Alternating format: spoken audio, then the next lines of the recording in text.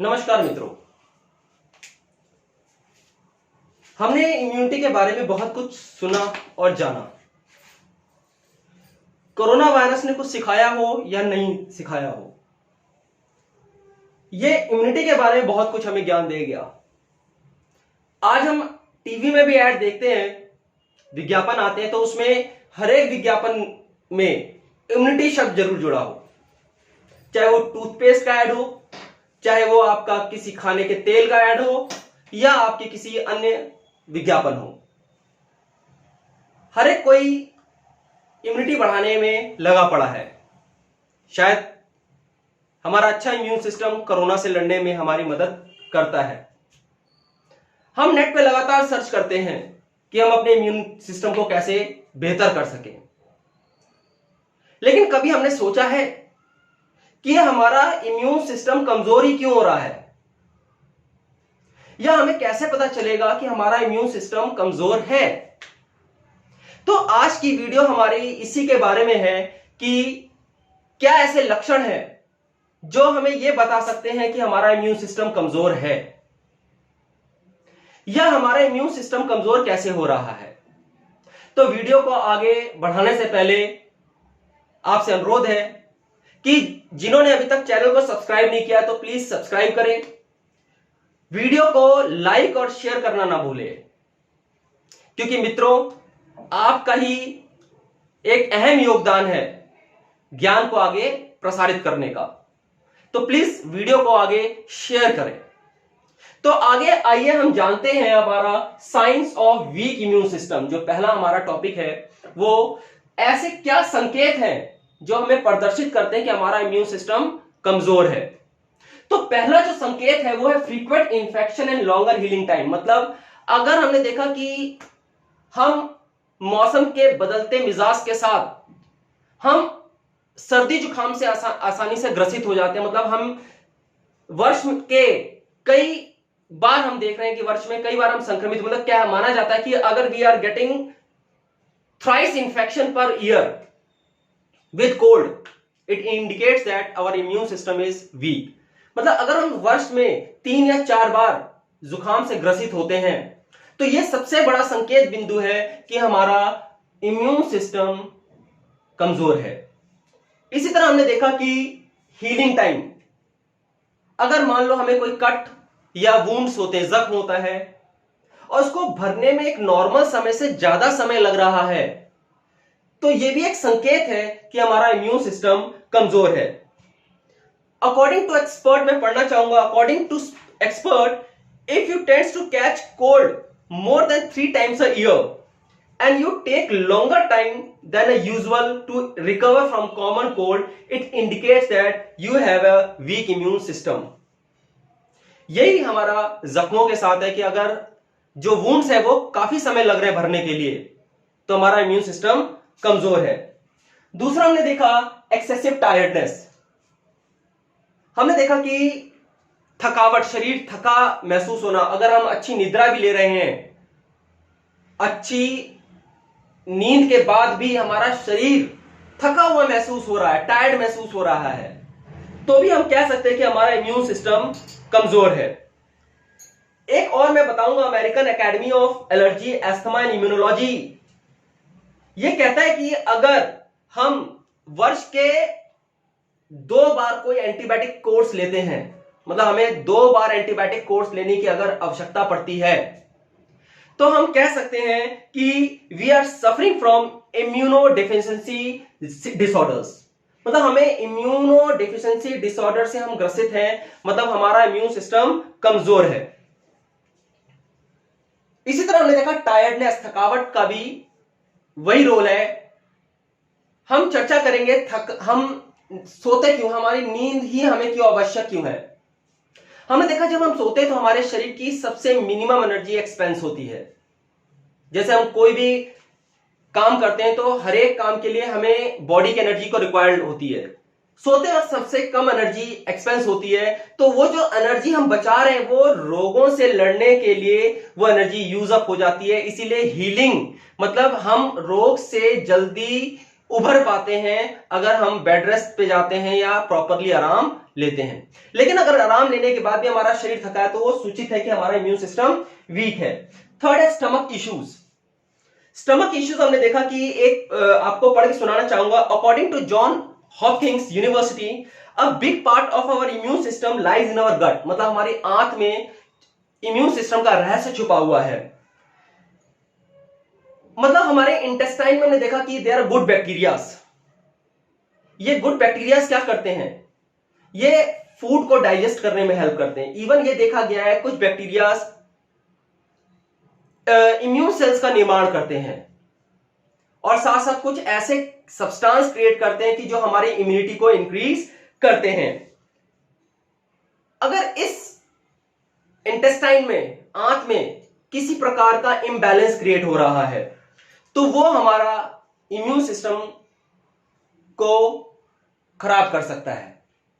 मतलब कहने का है कि अगर हम गैस्ट्रो इंटेस्टाइनल डिसऑर्डर जैसे लूज मोशंस, डायरिया वगैरह हो रहा है या हमें अक्सर कब्ज रहती है तो हम कह सकते हैं कि हमारा इम्यून सिस्टम कमजोर है। मतलब जो स्टमक इश्यूज हैं जैसे लूज मोशंस या कॉन्स्टिपेशन, कब्ज, ये भी इम्यून सिस्टम कमजोर को संकेत करता है। तीसरा हमने देखा माउथ अल्सर। हम देखा ये माउथ अल्सर, मुंह में जो छाले का होना, हम देखते हैं अक्सर मुंह में छाले होते हैं तो डॉक्टर्स हमें विटामिन सी प्रिस्क्राइब करता है। विटामिन सी एक्चुअली करता क्या है, हम देख रहे हैं विटामिन सी हमारे इम्यून सेल्स को स्ट्रेंथ प्रोवाइड करता है, स्ट्रॉन्ग करता है इम्यून सेल्स को। तो मतलब जो मुंह का अक्सर पकना भी संकेत करता है कि हमारा इम्यून सिस्टम कमजोर है। तो हमने ये 4 बिंदु देखे जिससे हम पहचान सकते हैं कि हमारा इम्यून सिस्टम कमजोर है। पहला, frequent infection and longer healing time, excessive tiredness, stomach issues and mouth ulcers. आइए दूसरा हम देखते हैं कि हमारा इम्यून सिस्टम कमजोर क्यों है, क्या कारण है कमजोर इम्यून सिस्टम का। तो हमने देखा पहला है प्रोलॉन्ग इलनेस, मतलब हम किसी बीमारी से ग्रसित हैं और उससे हम उभर रहे हैं तो उस समय हमारा इम्यून सिस्टम कमजोर है। दूसरा हमने देखा रिकवरी फ्रॉम सर्जरी, रिसेंटली हमारी कुछ सर्जरी हुई है, हम उससे रिकवर कर रहे हैं, उस समय भी हमारा इम्यून सिस्टम कमजोर है। Next, unhealthy lifestyle. इसके बारे में क्या कहना मित्रों, आज के समय में ऐसे बहुत कम लोग हैं जो एक हेल्दी लाइफस्टाइल ले रहे हैं। अब आपको मैं शायद ये बताना बड़ा ही विस्तारवादी हो जाएगा कि एक हेल्दी लाइफस्टाइल क्या है। सबको पता है हेल्दी लाइफस्टाइल क्या है, फिर भी हम उस हेल्दी लाइफस्टाइल को अपनाते नहीं हैं। तो एक हेल्दी लाइफस्टाइल का ना होना भी एक बहुत बड़ी समस्या है हमारे इम्यून सिस्टम कमजोर होने का। दूसरा, माल न्यूट्रिशन, कुपोषण। मित्रों, कुपोषण का मतलब यह नहीं है कि हमें पोषण प्राप्त नहीं हो रहा या हम गरीब हैं, एक गरीब इंसान ही कुपोषित है, एक अमीर इंसान भी कुपोषित हो सकता है। मतलब हमने देखा कि हमारे भोजन में एक प्रॉपर न्यूट्रिएंट्स का बैलेंस होना चाहिए। हम जंक फूड्स ले रहे हैं, क्या हमें वो न्यूट्रिएंट्स प्रोवाइड कर रहे हैं? नहीं, वो भी एक तरह का माल न्यूट्रिशन है। तो कुपोषण भी एक कारण है हमारे वीक इम्यून सिस्टम के लिए। नेक्स्ट हम देखते हैं कंजम्पशन ऑफ अल्कोहल। ये बात किसी से छुपी नहीं हुई है कि अगर हम ज्यादा अल्कोहल पीते हैं तो उससे भी हमारा इम्यून सिस्टम कमजोर हो जाता है। नेक्स्ट है स्ट्रेस। अब भाई इससे हम कैसे बचें? हमने देखा कि इंटरनेट पे आपको 50 वीडियो मिल जाएंगी कोपिंग विद स्ट्रेस।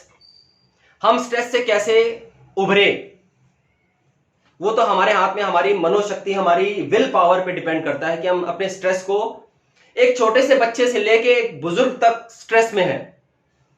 लेकिन एक स्ट्रेस भी एक बहुत बड़ा कारण है हमारे एक कमजोर इम्यून सिस्टम के लिए। नेक्स्ट हमने देखा लैक ऑफ स्लीप, इंसोम्निया, नींद ना आना। तो नींद ना आना भी एक बहुत बड़ा कारण है एक वीक इम्यून सिस्टम के लिए। या हमने देखा कि नींद क्या करती है, हमारी बॉडी की एनर्जी को रिजुविनेट करती है। जो दिन भर हम काम कर रहे हैं, थक गए हैं, अब उस एनर्जी का जो हाइपर लॉस हो गया है उसको पुनः प्राप्त करने की जो प्रक्रिया है वो निद्रा है। ये निद्रा के अलावा और कोई ऐसा नहीं है उपाय जिससे हम अपनी एनर्जी को रीगेन कर सकते हो। एक साउंड स्लीप भी बहुत इंपॉर्टेंट है हमारे अच्छे इम्यून सिस्टम के लिए। उसके अलावा हमने देखा कि जो बुजुर्ग हैं, जो एक 60 साल के ऊपर हमने देखा ये कोरोना वायरस भी उन्हीं व्यक्तियों को संक्रमित प्रभावित ज्यादा कर रहा है जो 60 साल से ऊपर है या कोई किसी बीमारी से ग्रसित है। ऐसा क्यों? हमने देखा जब इंसान 60 को पार करने लग जाता है तो सेल का निर्माण जो होता है वो स्लो डाउन हो जाता है, बहुत धीमे हो जाता है। जो नए सेल्स बनने वो क्या हो जाते हैं? बहुत धीमे हो जाते हैं। तो ये भी एक बहुत बड़ा कारण है हमारे इम्यून सिस्टम के वीक होने का। हम एक वर्ड देखते हैं, एक नया वर्ड हमारे पास आया है, immunocompromised. What is immunocompromised? मैं पढ़ना चाहूंगा आपके लिए। It is having a weakened immune system may be caused by certain disease और condition such as AIDS, cancer, diabetes, malnutrition and certain genetic disorder. इसमें जो अनुवांशिक रोग हैं वो भी जुड़े हुए हैं। It may be caused by certain medicines और treatment with anti cancer drugs. Anti cancer drugs से भी ये हो सकता है। रेडिएशन थेरेपी, जिन कैंसर के लिए कीमोथेरेपी हो रही है उनमें भी इम्यून सिस्टम कमजोर है। एंड स्टेम सेल्स और ऑर्गन ट्रांसप्लांटेशन, किसी का अंग प्रत्यारोपण हुआ हो, ऑर्गन ट्रांसप्लांट हुआ हो, इस स्पेशल जो कंडीशन है जिसके कारण हमारा एक इम्यून सिस्टम कमजोर हो गया है उसको हम बात करते हैं इम्यूनो कॉम्प्रोमाइज्ड। नेक्स्ट हम देखते हैं मित्रों, अब इस इम्यून सिस्टम की जांच कैसे करें, कैसे हम मेडिकली इसको आइडेंटिफाई करें इम्यून सिस्टम कमजोर हो गया है हमारा। उसके लिए हमने देखा ब्लड टेस्ट प्रिस्क्राइब होते हैं। ब्लड में हमने देखा स्पेशल प्रोटीन होती है इम्यूनोग्लोब्यूलिन। इम्यूनोग्लोब्यूलिन एक स्पेसिफिक प्रोटीन होती है जो एंटीबॉडीज होती हैं जो हमारे प्रतिरक्षा तंत्र को, इम्यून सिस्टम को रिप्रेजेंट करती हैं। तो उसमें उनकी मात्रा या कुछ अन्य सेल डब्ल्यूबीसी, आरबीसी की जो एक नियमित मात्रा जो होनी चाहिए उसके काउंट्स को, उनके नंबर्स को हम आइडेंटिफाई कर सकते हैं वाया पर्टिकुलर ब्लड टेस्ट। उससे भी हमारा इम्यून सिस्टम टेस्ट कर सकते हैं ब्लड टेस्ट के द्वारा कि हमारा इम्यून सिस्टम कमजोर है या we are well enough to cope with certain disease. तो इस वीडियो में हमने 3 बातों को मुख्यतः देखा। पहला हमने देखा कि हमारा इम्यून सिस्टम, हमें पता कैसे चलेगा कि हमारा इम्यून सिस्टम वीक है। फिर हमने देखा कारण कि क्या कारण हमारे इम्यून सिस्टम वीक होने का। और तीसरा हमने देखा test to identify our immune system. तो होप मित्रों आपको ये वीडियो पसंद आई होगी, ज्ञानवर्धक लगी होगी। अगर आपको ये वीडियो अच्छी लगी है तो प्लीज चैनल को सब्सक्राइब कीजिए, वीडियो को शेयर और लाइक करना मत भूलिएगा। इसी के साथ धन्यवाद। फिर मिलते हैं आपको एक हॉट टॉपिक के साथ। Till then good bye.